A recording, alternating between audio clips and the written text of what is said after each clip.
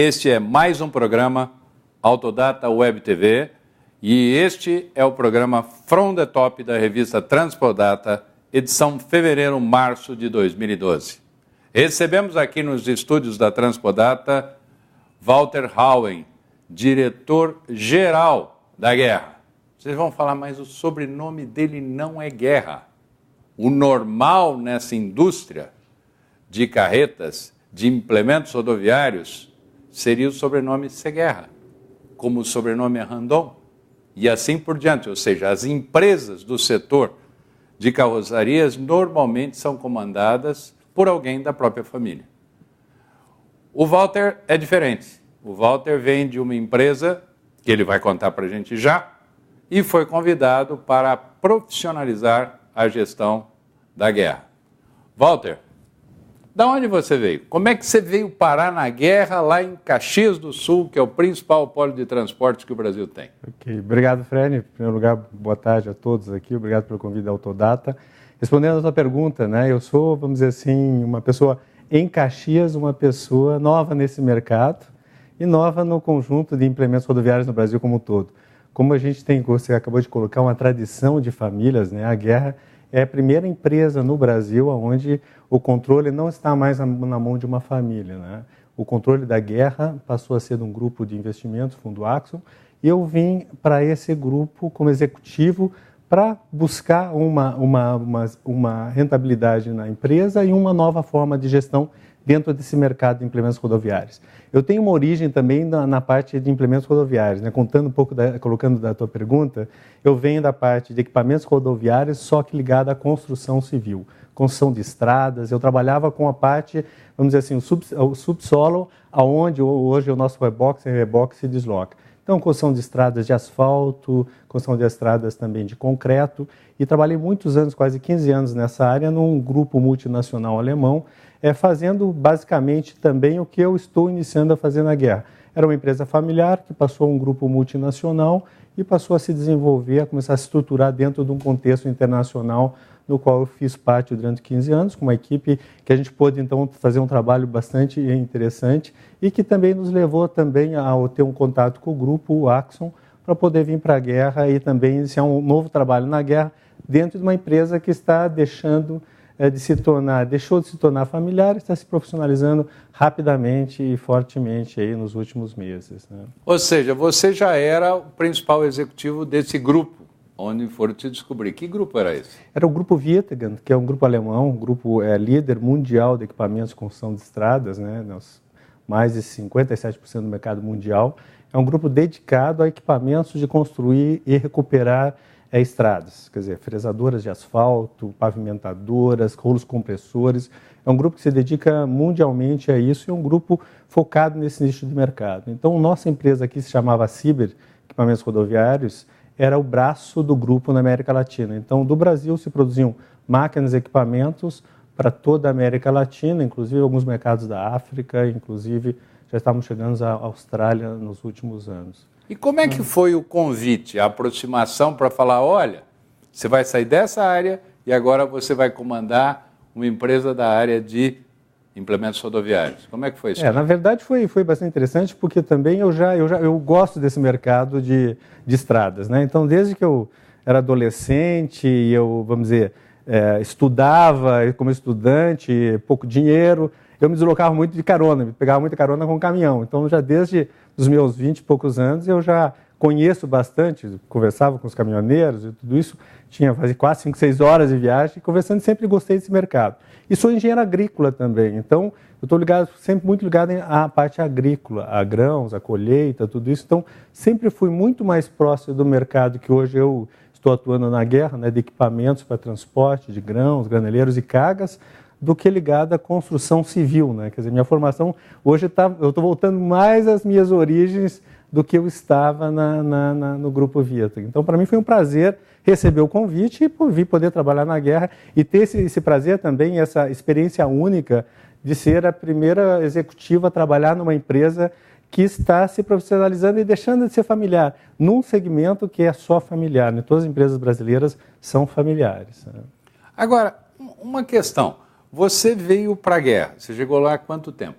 Eu cheguei em agosto do ano passado. São 6 meses agora. E de lá agora... para cá, o que você achou? Como é que estava o faturamento? Você fechou o faturamento o ano passado e qual a sua projeção de faturamento para esse ano? Na verdade, o trabalho em 6 meses foi um trabalho bastante, eu diria assim, intenso, né? Em termos de, primeiro, conhecer a empresa, conhecer o mercado, tive a oportunidade também de participar da Fenatran, que foi um evento onde conheci meus concorrentes lá, conheci como é que o mercado operava, os clientes, principalmente, que essa é a base de tudo, né? Sem eles não tem negócio. E aí pude já ter uma ideia e também olhar para dentro da empresa e verificar como é que a guerra se comporta nesse contexto todo de mercado. E a gente percebeu que algumas características importantes a gente precisava aprimorar, principalmente voltar a empresa ao cliente. Quer dizer, a empresa, por ser familiar e por atender determinadas premissas que uma empresa familiar de determinadas ocasiões atende, a gente estava assim, um pouco afastado do cliente. Nós não estávamos olhando muito para o cliente, estamos trabalhando nos últimos 6 meses fortemente a visão cliente. A Guerra é uma empresa que está e quer se voltar para atender o cliente em todos os segmentos, desde o pequeno cliente autônomo, aos grandes transportistas, tudo isso. Essa foi a primeira ideia que eu tenho feito várias reuniões com todo o grupo, passando, vamos dizer assim, de missão, visão, valores, tudo aquilo que a empresa tem e dizendo a todos os colaboradores, de coordenadores, gerentes e colegas da diretoria qual é o foco da Guerra. A Guerra quer se voltar para o cliente. Então foi uma das transformações iniciadas, que vão se seguir por muito tempo, acredito, e depois a questão estrutural. Nós tivemos no ano passado a implantação do sistema ERP, que foi uma implantação, no nosso caso, muito mais difícil do que normalmente a gente tem no mercado, por uma série de peculiaridades, e precisamos, então, no início do ano passado, tivemos quase que 2 meses e meio de baixa produção, dificuldade de produzir com relação ao sistema. Então, precisamos recuperar daí em 8 meses do ano 2011 o que nós deixamos de fazer em janeiro e fevereiro. Então, foi um trabalho intenso que teve uma intensidade maior da metade do ano ao final. Então, para mim, que cheguei em agosto, foi quase que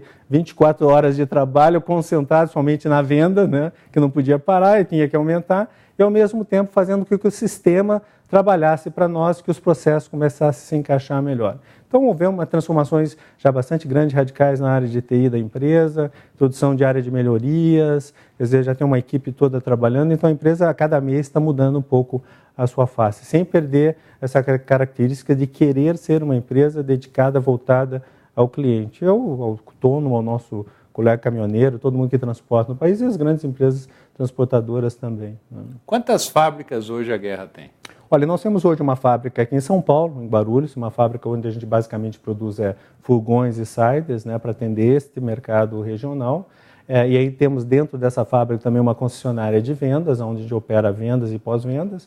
Aí temos em Farroupilha 2 fábricas, uma que é a fábrica de freios, que nós produzimos o nosso próprio sistema de freio, suspensão e toda a parte da parte de baixo do chassi é produzida internamente na Guerra. Temos também lá uma parte de fabricação de furgões e sides mais para clientes no sul do Brasil e alguns clientes de projetos especiais são fabricados lá em Farroupilha. E em Caxias do Sul nós temos as nossas maiores fábricas, que é uma fábrica de componentes que a gente tem para fazer abastecimento da maior fábrica, que é a montadora. As duas ficam quase uma diferente para a outra, então uma produz componentes e a outra monta os componentes e faz o produto final, que são os reboques, semi-reboques e toda a linha de produto que a Guerra dispõe no mercado. Agora, um detalhe. Quando a gente visita todas as fábricas que vocês têm, a gente percebe que produção de implemento rodoviário é uma coisa extremamente complicada, porque você tem bitrem, você tem tremião, você tem composições rodoviárias gigantescas. Tudo isso ocupa muito espaço. Então, você tem várias fábricas, mas a gente vê que todas as fábricas estão tomadas e completamente ocupadas por carreta. Inclusive, a movimentação é difícil. Como rentabilizar, como tornar interessante a ocupação de tanta área de terra? Quantos metros quadrados hoje vocês ocupam? Eu sei que é uma loucura. Hoje nós temos uma área, com as 2 fábricas principais de Caxias, uma grande área de disponibilizar para a fabricação. Mas o que você falou que é importantíssimo no segmento de implementos rodoviários é que o produto é grande, né? Às vezes as composições são grandes, então você vai desde a necessidade da logística, da saída do teu portão, né? Você tem que ter uma avenida, um portão grande, você tem que sair com aquele produto, são bitrens, tremiões, então você tem que sair com aquilo ali, então já é uma dificuldade. O local da fábrica, a própria geografia ali da região, do bairro, tem que estar favorável. Depois você vai para as questões de planejamento, né? Você tem que produzir, vamos dizer, no nosso caso, nós estamos produzindo no ano passado em termos de 40, 42 semi-reboques por dia. Então, você tem que estar produzindo e ter uma logística de abastecimento, chapa de aço chegando. No nosso caso, nós compramos bobinas das usinas, desbobinamos, cortamos. Então, é uma logística de material intensa que está chegando na empresa, e por isso precisa de espaço. E todo produto que está sendo acabado, que já é um produto grande, precisa sair também. Então, cada vez mais, a gente também está contando com parceiros que vão fabricando pré-conjuntos, algumas coisas que mais just in time na produção para que a gente possa otimizar melhor o espaço. Agora, para todo mundo que trabalha com implementos rodoviários, a questão espaço é, vamos dizer, um desafio. A grande maior parte do nosso espaço é um espaço de armazenamento de produtos prontos, porque você produzindo nessa taxa, quer dizer, todo dia são 40 produtos e você, às vezes, o cliente está retirando aí 30, 35, ou se tem um feriado grande, ele não retira e aí acumula. Então, é uma logística muito grande e até muito interessante. Quem trabalha nisso, e a gente está todo dia, a dinâmica é gostosa até de lidar com essa situação, com esse desafio. Né? Agora, a gente vai dar uma pequena pausa agora, abrindo já a pergunta para o Walter e pensando. Walter, como é que você imagina que a demanda vai ser nesse ano? O ano passado foi uma maravilha, todo mundo sorrindo, você encontrava na Fenatrans, você visitava o seminário que nós fizemos lá em Caxias do Sul, todo mundo feliz, todo mundo dando risada, resultados espetaculares. Então, daqui a pouquinho, ele vai contar o que ele está pensando para esse ano, como é que ele está sentindo o ano, para onde caminham as vendas nesse ano de 2012. Qual a pauta da reunião?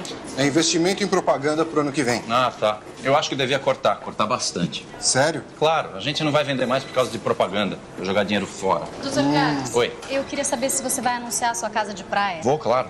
Todos os jornais. E não faz pequenininho, não. Faz bom. grande. Ok. Com foto, tá? Tá. Ah, põe anúncio na internet também. Claro. Então, vamos para essa reunião resolver logo esse assunto aí. Retornamos com a entrevista com Walter Hauen, diretor-geral da Guerra. Uma curiosidade que eu já falei no primeiro bloco. Ele é um administrador profissional gerindo uma empresa em um setor que normalmente tudo é familiar. Nada contra tudo é familiar, mas é alguma coisa de diferente, é uma experiência nova. Bom, a gente tinha prometido ao espectador que ele ouviria a sua resposta sobre quais são as perspectivas para esse ano, 2012. O que vai acontecer? Vamos ter vendas melhores que o ano passado, iguais ou piores?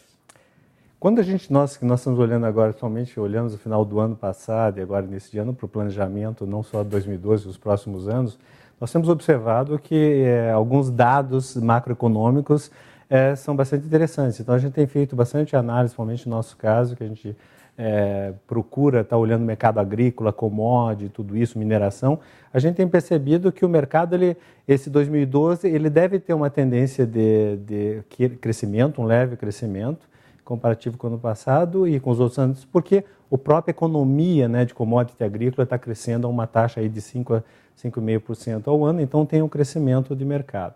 Nós estamos nos preparando para um crescimento dessa natureza e preparando a empresa também para que ela seja bastante flexível nas suas estruturas e possa reagir rapidamente. Iniciamos 2012 relativamente bem, em números parecidos com 2010 e 2011, está entre 2010 e 2011, até diria acho que 2012 vai ficar entre os 2 anos, né? E eu acredito que todos nós, quem está olhando o mercado e vendo a perspectiva para este ano, principalmente, que é mais de curto prazo, talvez um segundo semestre mais aquecido, quando o contexto econômico do país, até mundial, comece a se configurar melhor e a gente começa a ter realmente efeitos dos investimentos no Brasil, Copa, as Olimpíadas, tudo isso, a gente começa talvez no segundo semestre a sentir mais isso. Então é olhar muito bem o mercado semanalmente e se preparar para talvez necessidades de crescimento de produção em curto espaço de tempo. Então nós estamos olhando com possibilidades boas para o segundo semestre, com um ano talvez entre 2011 e 2010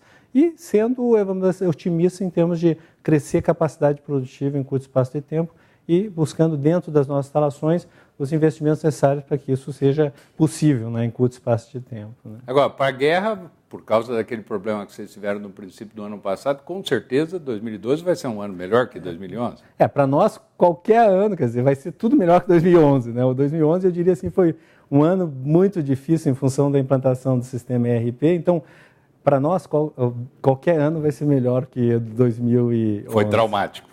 Foi traumático e a gente tem que recuperar esse ano 2011 e talvez tê-lo como exemplo para que nos próximos anos a gente possa olhar os processos internos e tudo isso de forma diferente. Né? Agora, na conversa que nós tivemos no ano passado, quando eu visitei a fábrica lá, você dizia um dos grandes problemas que a guerra tem é que ela é extremamente forte na área de graneleiros.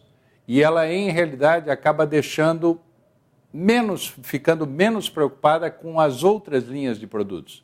Então você falou, quando o graneleiro vai bem, a guerra vai maravilhosamente bem. Se dá uma quedinha no graneleiro, a guerra está com problema. E como todo mundo percebeu que o graneleiro é um ótimo negócio, está todo mundo entrando e concorrendo com a gente. Então agora eu vou trabalhar para mudar isso. O que você está fazendo? Na verdade, exatamente o que você falou. Quer dizer, todo mundo percebeu que graneleiro é um ótimo negócio e o país cresce a taxas, vamos dizer, boas nesse sentido de transporte de granel. Então, o que nós... E nós também tivemos, nos últimos anos, uma situação relativamente confortável de mercado, porque a guerra, né, nessa área é um dos líderes. Né? E tem um produto de excelente qualidade reconhecido pelos clientes e mercado. Então, nós não olhamos as outras linhas com o devido foco que deveríamos olhar, como olhamos para graneleiro. Então, a estratégia é não só 2012, os próximos anos, continuar mantendo o foco em graneleiro, continuar desenvolvendo, inovando no produto, sem perder o foco nas outras linhas. Então, nós estamos trabalhando muito mais linhas de tanques, basculantes e outras linhas que, no passado, a gente não tinha um foco bastante grande. Lançamos uma nova linha de tanques, aprimoramos o nosso tanque policêntrico. Então, nós já estamos com produtos, estamos fazendo uma campanha bastante grande agora, esse ano 2012, em outras linhas de produtos, principalmente basculantes e tanques. Então, nós estamos investindo em outras linhas para diminuir a dependência de uma linha, mas também para poder também experimentar o crescimento dos outros mercados que tem, alguns deles estão crescendo bastante até pelo transporte de minério, açúcar, e que tem dividido um pouco o mercado com o graneleiro. Né? Agora um detalhe, você é forte ainda, extraordinariamente forte em graneleiro. Quando dá uma seca daquele tamanho no Rio Grande do Sul, as suas vendas são afetadas ou o grosso, das suas vendas está aqui no Centro-Oeste? Na verdade, o que para a gente manter a liderança em graneleiro, a gente tem que estar muito atento a essas questões de mercado de grãos. Né? Então, nós temos um acompanhamento estratégico muito grande nisso e a gente tem que olhar esses casos regionais da seca. O caso nosso agora, nós estamos tendo uma seca no Rio Grande do Sul, onde a maior parte das fábricas se localizam e deve afetar em 23% aí de queda na produção. Mas no contexto, como você colocou, no contexto geral, a queda em volume de vendas de produtos é muito pequena, porque o grande contexto de vendas de graneleiro está no Centro-Oeste, está em outros mercados, e que então essa seca regional que hoje está acontecendo no Rio Grande do Sul não nos afeta e não nos afetará muito nesse sentido. Claro que se houver uma seca de amplitude muito maior a nível de Brasil, isso vai afetar a venda como um todo. Agora, nesse caso específico, regionalmente, Rio Grande do Sul, a gente não prevê uma queda significativa de vendas, né, dessa linha de produto. Ou seja, você tem praticamente um departamento de meteorologia, né, e de especialização agrícola para saber, bom, choveu muito, fez muita seca, deu alguma doença na planta, etc., para saber de que queda de safra estamos falando e quanto isso vai afetar as suas vendas lá na frente. É verdade, a gente tem que estar sempre olhando, vamos dizer assim, quase nessa linha da meteorologia para a gente não perder o time, né? E não reagir tarde demais ao que o mercado e o ambiente está acontecendo. Então é importantíssimo a gente ter essa análise constante. Agora, o pessoal de Caxias do Sul, ou seja, aquele polo de transportes, que no meu entender é um dos maiores polos de transporte do mundo, não só do Brasil, da América Latina, eles sempre andaram com a malinha na mão buscando novos mercados. Ou seja, era comum ver alguém de ônibus ou de implementos rodoviários na África, no México, na Argentina, certo? Agora na China, a guerra, exportações. que vocês estão fazendo? Ou você ainda está organizando a casa para depois começar a exportar forte? Na verdade, nós temos nosso objetivo é exportar muito mais do que nós estamos exportando hoje. Mas nós temos uma pequena parte da produção que é exportada principalmente mercados do Paraguai, Chile e Bolívia. O grande mercado, vamos dizer que daí está ligado mais ao graneleiro, o próprio mercado do Paraguai. E a Argentina também. Então, a ideia é continuar e implementar, depois desse primeiro processo de 2012, estruturação interna até dos nossos mercados aqui do Brasil, avançar bastante na exportação. Mas hoje a nossa parcela, vamos dizer assim, o share de exportação é na faixa de 3% a 4% da produção exportada, nesses mercados mais adjacentes aqui do Brasil. Tua ideia é crescer mais, né? Crescer mais. O mercado externo é um mercado muito bom, né? Eu já, na empresa que eu trabalhei anteriormente, a gente saiu de 10% de exportação, fomos a 45%, e foi um mercado que nos ajudou muito vamos dizer assim, a passar por as crises brasileiras, onde crises cambiais e tudo isso, e a exportação fortaleceu a empresa, deu musculatura. Então, acho que a exportação é um negócio necessário para quem está trabalhando nesse ramo. É óbvio que é difícil quando você fala tamanho do produto, mas tem várias possibilidades que a gente pode encontrar para exportar, ou através de montagens, kits, tem uma série de possibilidades que a guerra pode fazer que até algum momento não fez. Né? Mesmo com um real desse tamanho? Com um real super valorizado? Eu acredito que sim, porque tem mercados, vamos pegar um mercado colombiano, alguns mercados, a moeda se desvaloriza quase, ou se valoriza quase na mesma taxa do real. Então, a experiência que eu tenho do passado, de outras empresas, que alguns mercados eles têm um comportamento parecido com o brasileiro. Então, a grande dificuldade no mercado externo é que seu preço é $100 mil e é $100 mil sempre. Quer dizer, não interessa o quanto o real varia, é $100 mil. Só que alguns mercados, também a moeda local varia mais ou menos como o mercado brasileiro. Então, nesses mercados você tem uma chance maior de penetrar. É localizá-los, configurar um produto para o mercado e trabalhar a parte comercial forte nisso aí, né? Com algum parceiro dentro do mercado que possa conhecer o mercado e ajudar a expandir a marca, né, e o produto. Né? Bom, nós vamos agora para os nossos comerciais e a gente já deixa no ar a próxima pergunta. Todo mundo sabe, está todo mundo assustado em Caxias, em Curitiba, certo? Com a elevação do custo de mão de obra. Ou seja, os sindicatos cada vez estão puxando mais. E o pessoal que produz está reclamando. Vamos ver qual a opinião do Walter, o diretor-geral da Guerra. Qual a pauta da reunião? É investimento em propaganda para o ano que vem. Ah, tá. Eu acho que devia cortar bastante. Sério? Claro, a gente não vai vender mais por causa de propaganda, pra jogar dinheiro fora. Doutor Carlos, Oi. eu queria saber se você vai anunciar a sua casa de praia. Vou, claro. Todos os jornais. E não faz pequenininho, não. Faz bom. Grande. Ok. Com foto, tá? Tá. Ah, põe anúncio na internet também. Claro. Então, vamos para essa reunião resolver logo esse assunto aí. Estamos aqui nos estúdios de Autodata com Walter Howen, diretor-geral da Guerra, uma das maiores produtoras de implementos rodoviários do país. Ele vai contar para a gente agora como é que ele está fazendo para gerenciar a questão custos de mão de obra. Os aumentos pedidos pelo sindicato nos últimos anos têm ultrapassado todas as vezes bastante a inflação. E com isso daí, cada vez o custo mão de obra está pesando mais. Walter, qual a saída? O que fazer? Na verdade, a gente, vamos dizer, olhando um contexto mais macroeconômico Brasil, eu acredito que a gente tem que, primeiro, começar com uma reflexão junto com não só com o governo, mas com todas as entidades sindicais, qual o modelo que a gente quer e até onde nós vamos chegar, até onde o país pode suportar.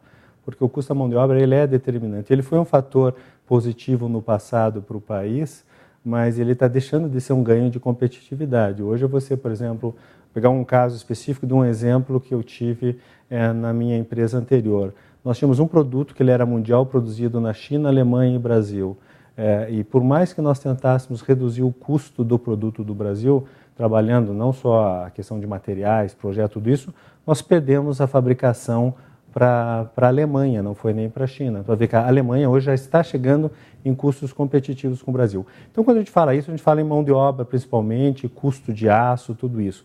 Agora, mão de obra principalmente no ambiente, no contexto que a gente vive em Caxias do Sul, nos grandes centros e polos de metais mecânicos, isso tem naturalmente tomado uma proporção maior, que é onde que nós vamos ter que cada vez mais, nós empresários, trabalhadores, sentar e discutir aonde nós queremos chegar, porque quando a gente não olha para isso agora, se nós não olharmos para isso agora, o futuro, a produção no Brasil começa a se tornar inviável. Quer dizer, o custo ele vai ser muito elevado e o cliente ele tem um referencial de preço, ele tem um referencial sempre do que ele pagou anteriormente. Então, ele tem um feeling de quanto ele aceita um aumento de preço baseado em condições macroeconômicas ou de custo não só de materiais, de mão de obra.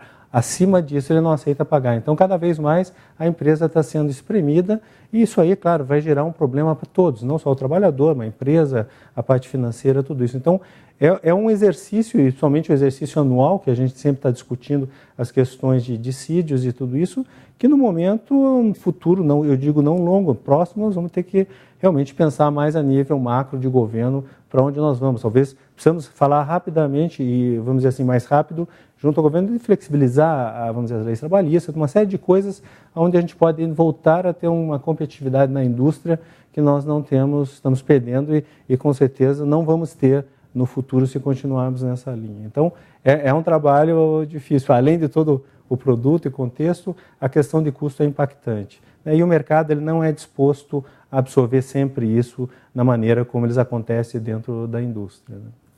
A guerra sempre teve um slogan: guerra é paz na estrada. Vocês sempre foram muito preocupados com a questão de segurança. E muito se fala agora do ABS nas carretas, nos implementos rodoviários e outras medidas de segurança. Como é que você está vendo isso?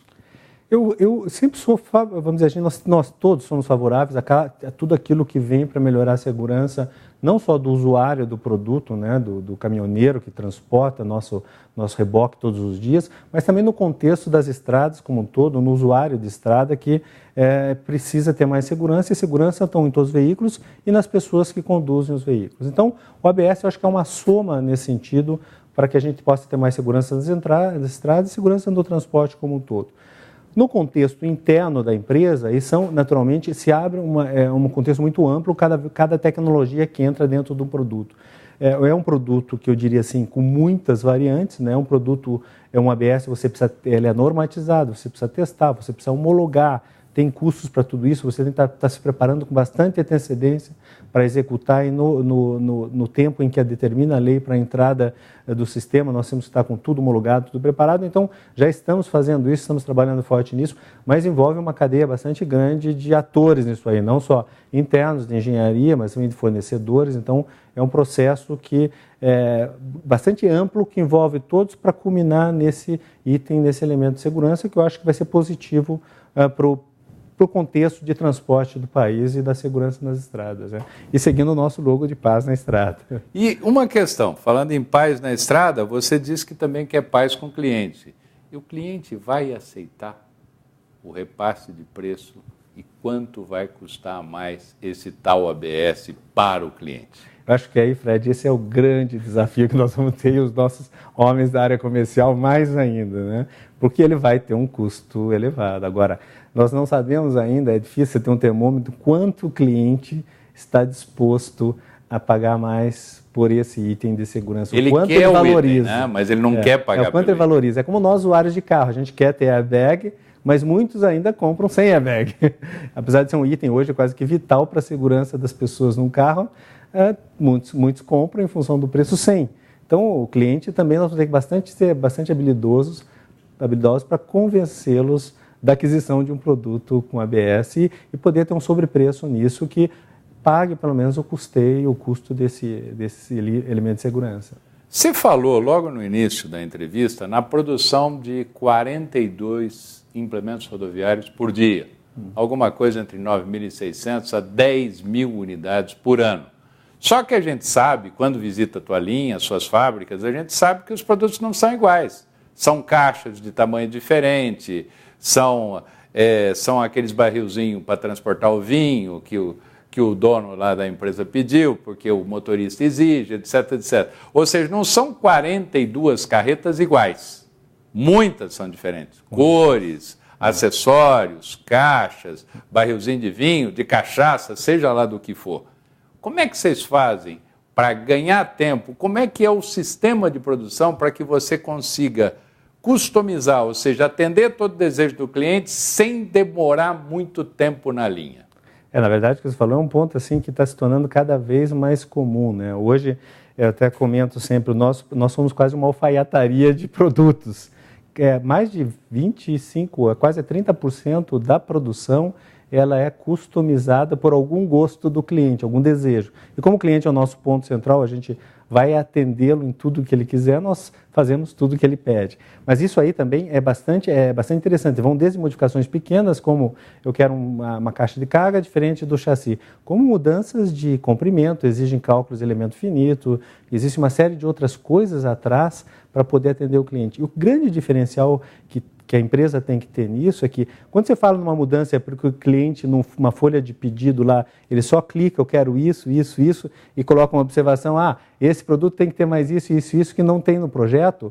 Isso abre uma cadeia internamente da empresa enorme, né? Todas as estruturas de engenharia de produto têm que estar preparadas. Você tem que ter também, procurar ter sistemas de CAD para desenho mais flexíveis, que eles possam desenhar plataformas, que eles possam alongar, deixar mais curto tudo isso, e automaticamente você já ter uma lista de componentes para precificar, e uma série de outras coisas que vem atrás, uma lista de produtos para produzir. Quando a gente fala em 40, 42 componentes por dia, reboques por dia, e falando em modificações de 25% a 30%, então você tem que estar trabalhando com níveis de estoque também mais elevados para poder atender o cliente quase just in time. Então, é uma cadeia enorme, é um novo, quase eu diria, uma forma de fazer negócio diferente. A empresa vai ter, todos hoje, não só a Guerra, mas todos que trabalham com esse tipo de produto irão ter que pensar em formas de produzir e de desenhar que sejam flexíveis, que atendam o cliente muito mais rapidamente do que hoje nós estamos conseguindo atender. Nós ainda não estamos no timing que o cliente quer, porque algumas modificações elas são realmente mais demoradas, mas é possível de a gente conseguir reduzir isso e nós estamos trabalhando bastante para isso, mas envolve uma cadeia, inclusive fornecedores, que algumas coisas são novas, você tem que desenvolver em curto espaço de tempo alguém que possa te prover daquele elemento que o cliente está pedindo. Mas, vamos dizer assim, é compensador, nesses casos o cliente remunera, porque é um desejo dele, talvez seja um negócio que seja bastante interessante e rentável no futuro. Então, nós somos bastante favoráveis a isso e vamos trabalhar bastante para ser flexíveis, para customizar mais rápido os produtos que erram, né?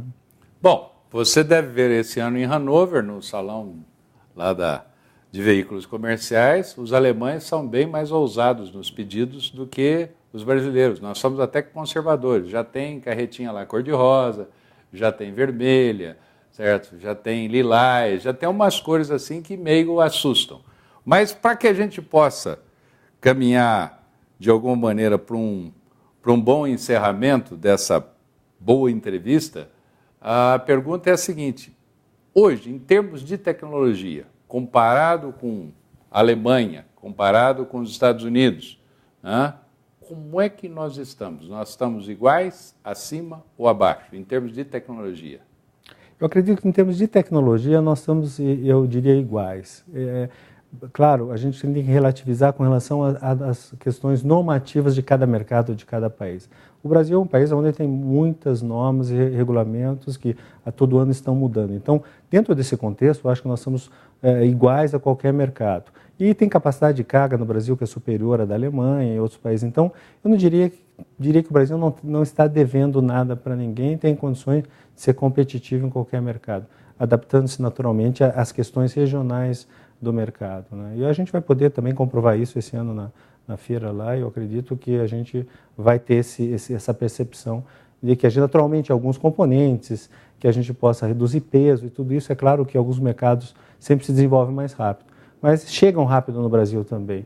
E como a gente já falou sobre Caxias é uma terra de empreendedores, com certeza qualquer novidade que nós vamos ter esse ano na Alemanha, provavelmente início do ano que vem já vai estar em Caxias sendo fabricada, né? Então, quando é isso, eu acredito que a gente vai estar bem servido nos próximos anos em tecnologia, né? Agradeço a sua presença, Walter, e a gente encerra aqui a entrevista com a Guerra, que ficou conhecidíssima pelo slogan Guerra é Paz na Estrada. Eles sempre foram muito adeptos da questão de campanhas de segurança, de reduzir a mortalidade nas estradas, e eu acredito que uma empresa hoje com 1.700 funcionários, várias fábricas espalhadas pelo país, certo? E com uma tradição enorme de bons produtos e bons serviços prestados ao transporte rodoviário de cargas.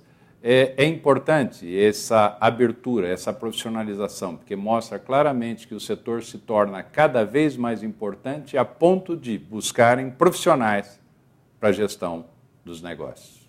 Este é o futuro.